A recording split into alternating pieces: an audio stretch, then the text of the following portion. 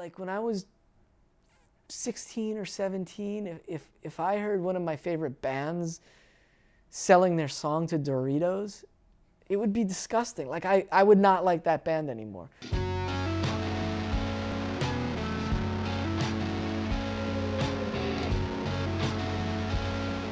I'd been working with this artist, Marco Benevento, great piano player, tours around the country, and he had a new record that he'd just finished, and we were trying to figure out how we were going to release that record. And I had it in the back of my mind that I'd like to, start my own label. I've been doing it for a while, so I had lots of connections. I had the opportunity to have distribution. I had, all the know-how as far as like doing PR and doing marketing and, pressing and all that kind of stuff. So we just decided at that time that we would, Marco and myself would go into business together and start our own label to put out his record. It's just sort of snowballed from there. Well, we call it like our big pile of art. I'm gonna tell you.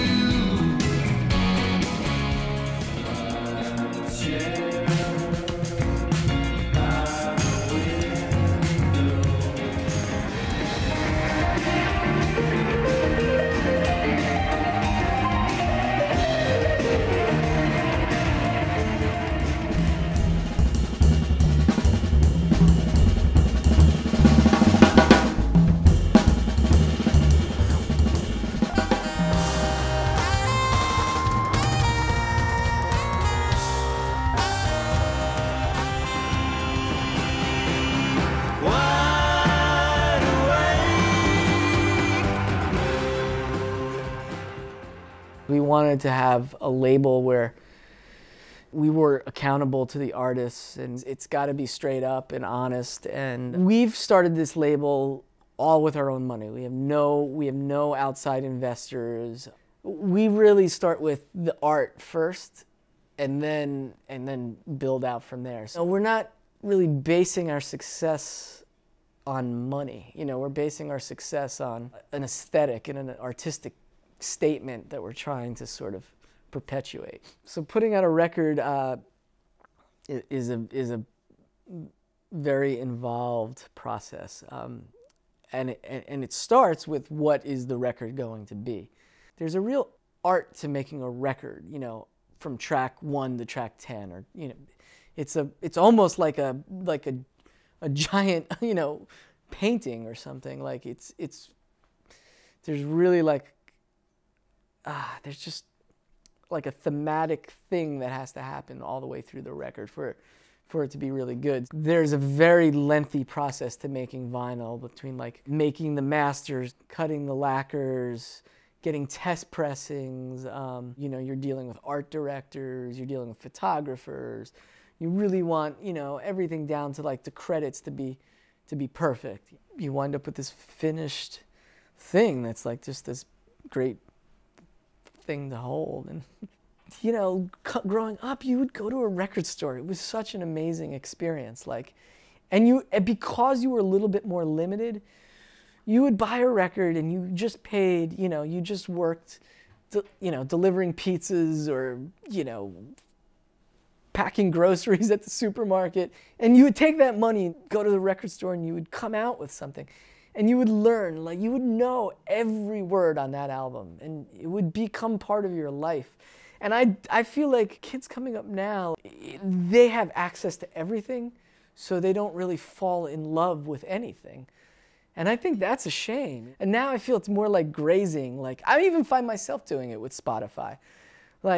Oh, I could listen to this. I could listen to anything I want. And there's a part of that that's great. But there's a part of it that's also where they're like, what do I listen to? There's just so much to listen to, and you kind of listen to everything once, and you never really bond with any of it. Billboard runs the official charts. So it used to be that the Billboard 200 would account for the 200 best-selling albums. That's album sales, downloads, CDs, cassettes, whatever, vinyl. But now they're factoring streaming into the chart, and it takes 1,500 streams to equal one album sale. So, which essentially comes out to $4 or $5. When these deals were made, like Spotify wouldn't work if it couldn't license the catalogs of the four major labels, Universal, Sony, Warner. The labels were getting something up front. You know, for independent labels, we never got that. We're just putting our stuff on Spotify because we have this feeling like if we're not there, we're not going to get heard. For small labels that have like 30 or 40 titles in their catalog that are never going to accumulate 1 million plays, which is really what you need, the point you need to get to where you see any kind of significant payout, it's unsustainable. It's just like anything nowadays, like politics or pharmaceuticals. Everything is so driven top down by corporations, and it's such an unlevel playing field. Like, I mean, the best way to like describe it is like a boxing match, right? And I'm going into the ring, all 5'4" of me, with like in my boxer shorts, and the guy I'm fighting is like 7'4", has like, you know, guns, hand grenades, you know, metal in his gloves, a bulletproof vest, a football helmet on, and he's like, let's fight, you know, and you're like, okay, let's fight.